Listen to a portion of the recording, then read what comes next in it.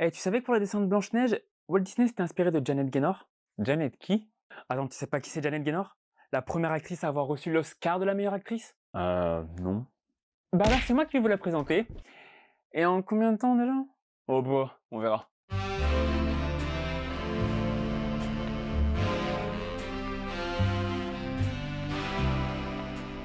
Janet Gaynor, de son vrai nom Laura Augusta Gaynor, est l'une des premières légendes du cinéma.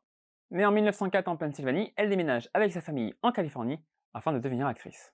Engagée comme figurante dans des courts-métrages de comédie, elle est rapidement repérée et fait partie de la liste des Wombats Baby Star 1926 qui repère les jeunes comédiennes de demain. Sa carrière va réellement se lancer en 1927 quand William Fox va lui proposer un contrat pour tourner dans ses productions.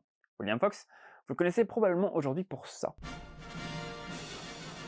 Et ces films vont propulser Janet Gaynor au rang de star en moins d'un an.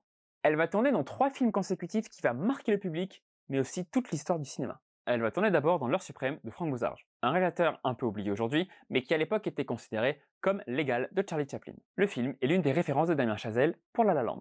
Janet Gaynor va ensuite jouer dans L'Aurore de Frederick William Murnau, un film toujours considéré aujourd'hui comme l'un des plus beaux du cinéma. Janet Gaynor y joue une femme de la campagne qui a failli se faire tuer par son mari volage. Ce dernier comprend alors son erreur et essaye de tout faire pour se faire pardonner.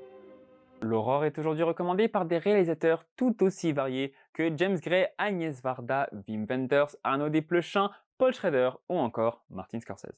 Janet Gaynor tourne ensuite dans L'Ange de la rue, de ce même Frank Bozarge, et elle va obtenir l'Oscar de la meilleure actrice, non pas pour un film, mais pour les 3 en même temps.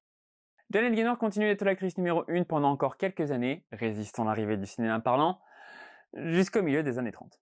D'un côté, il y avait les nouvelles actrices qui correspondaient mieux au nouveau goût du public, de l'autre côté, les studios qui refusaient de donner à Janet Gaynor autre chose que les mêmes rôles de gentille fille innocente dans lesquels elle était cantonnée. La comédienne en avait tellement marre qu'elle pensait à prendre sa retraite.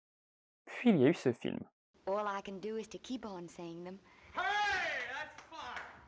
Vous reconnaissez pas? Peut-être que vous vous rappelez du premier remake de 1954 avec Judy Garland. All I can do is to say them to you from my heart and Toujours pas?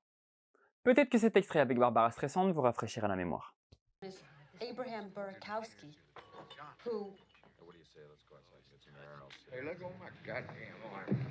Bon, peut-être que ce remake est plus frais pour vous.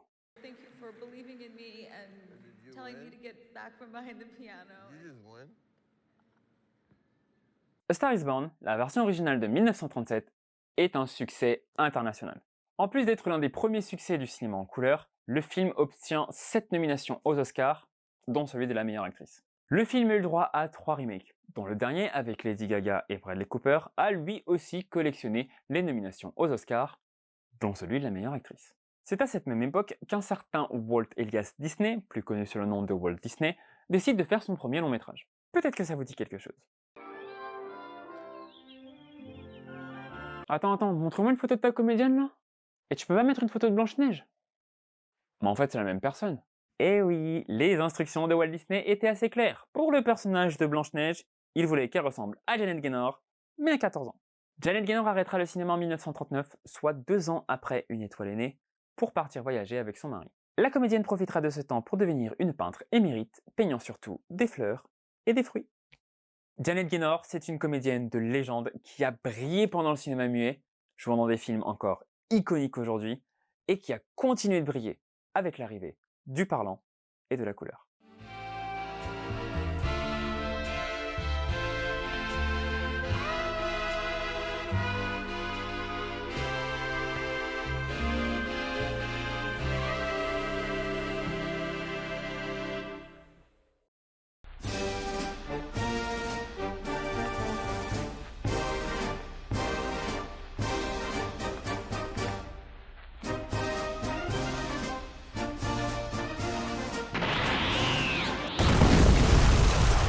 Moi? Excessif? Non, pas du tout. C'est moi le présentateur, c'est ma place. Mon méo.